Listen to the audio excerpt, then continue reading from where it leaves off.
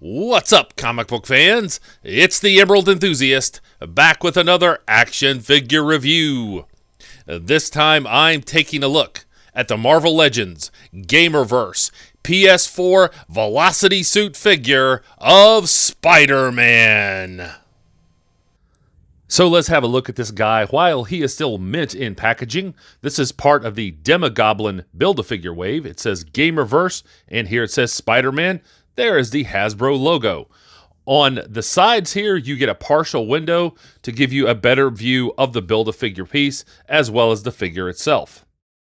We get identical shots of Spider-Man on each side of the packaging. The back bottom features headshots of the other figures that are available in this wave, and a shot of the completed Build-A-Figure Demogoblin.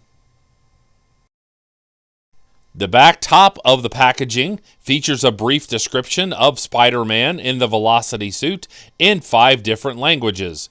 If you'd like to read any of these, please pause the video and do so now.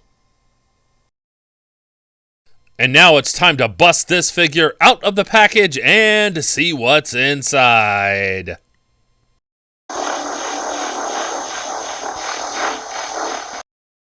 The figure comes in this cardboard tray with this giant Spider-Man logo, which you might want to use as part of a diorama. Here's the figure free of the outer packaging, but still in the inner plastic.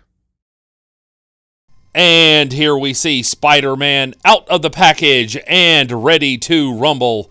This is anything but a traditional Spider-Man suit, but there is still a lot to like about this figure, so let's take a closer look at the loose details now. So let's have a look at accessories here, and this is kind of a weird looking piece if you don't know what it is. It looks like a basket if you turn it upside down. But you can see here, this is actually something that fits over another figure to give you the visual of Spider-Man having wrapped up somebody in his webbing. So it's certainly different, and I think it's kind of cool.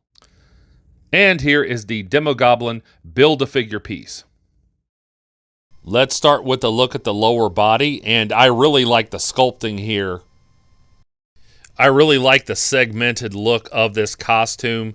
And we get this color scheme of red and blue, and then a lighter blue that runs all the way through the costume. And yeah, that just looks really good. And I really like how you can see the light dancing across of these pieces. And see that the light captures it very well. Yeah, that's been very well done. The paint applications are very exact. Of course, it wouldn't be a good Spider-Man figure without a lot of articulation, and you certainly get that here. You get ankle articulation. That's really good. You get double-jointed knees. Appreciate that. There is the thigh swiveling here. So now it looks a little weird when you do that because these sections no longer line up. But I still like that point of articulation. As you would expect, the waist pivots from side to side on this figure. You can see how the hips are constructed here, and you can get the figure's legs to kick out to the side pretty far. You can't get him to do a full split, but you can certainly get a good side kicking motion there. Kicks forward very well. Now back here, the glute area back here hinders the leg from going back and kicking back very far. So that is a little bit of a limitation there, but I still think that the lower body articulation is acceptable. Let's have a look at the torso now, and there is some excellent sculpting here. All of these legs that are coming out from the spider symbol are sculpted, and there's some really fine paint applications as well. And there's great definition here on the pectorals.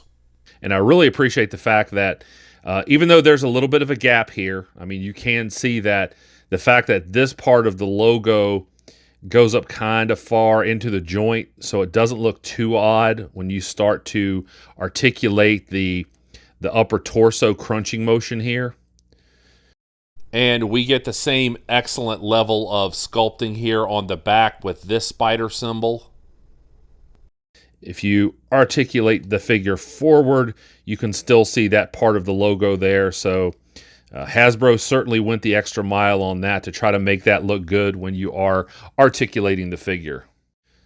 As we have a look at the arms here you see the right arm and the fist here that we have, it swivels back and forth. Of course, there's this hinge, so you can get that to move back and forth. Get double jointed elbows, swiveling at the biceps, so lots of posing options there. As far as the shoulder joint, you can get it to come out pretty far. You can't get it to go up any further than that. But I think it's solid. I don't think this is something that's going to damage over time. See the way that they did that there? I think that's really well done. So even if you pose this figure a lot, I don't think it'll damage the shoulder joint, which is often a concern with figures that have a lot of articulation. Same thing over here on the left arm. You get the thwipping hand over here, and again, it moves. I like the continuation of this like segmented costume. The way they did this, I mean, I am not a gamer, so I've only seen playthrough with the PS4 game, but this seems very accurate to me from what I saw of this. Again, it seems like Hasbro did their homework, so I certainly appreciate that. When it comes to the head sculpt, how you feel about the head sculpt is likely determined by how you feel about this costume. It's been my experience as someone who has been reading Spider-Man for 40 years and always takes in any media adaptation that I could find. Spider-Man fans generally have mixed feelings about the costumes outside of the classic costume. So if you don't like the Velocity suit in the game, you may not like this, but I think this looks really good. I actually do like this Velocity suit. I like how this head sculpt looks. You get good movement from side to side. As you can see here, you get this hinge in the neck, so you can get him to look pretty far up, and that's cool when you're posing. You can get the figure to look down that much, and you can get the head to turn all the way around. So, as you can probably tell, I think this is an eye-popping figure, and if you're a fan of the Velocity suit, I'm confident that you will like it as well.